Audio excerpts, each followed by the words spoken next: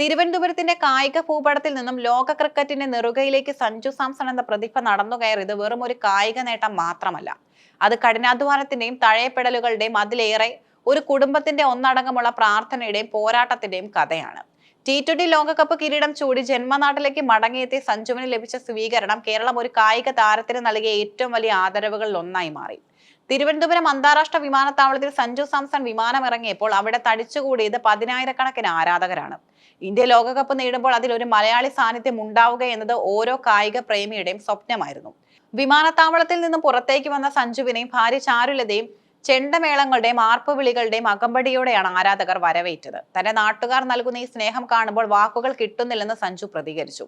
മാധ്യമപ്രവർത്തകരോട് സംസാരിക്കുമ്പോഴും തന്റെ കരിയറിലെ ഉയർച്ച താഴ്ചകളിൽ കൂടെ നിന്ന തിരുവനന്തപുരത്തെ ജനങ്ങളോടുള്ള നന്ദി അദ്ദേഹം പ്രത്യേകം എടുത്തു പറഞ്ഞു. വിമാനത്താവളത്തിൽ നിന്ന് വീട്ടിലെത്തിയ ശേഷവും ആഘോഷങ്ങൾക്ക് കുറവുണ്ടായില്ല.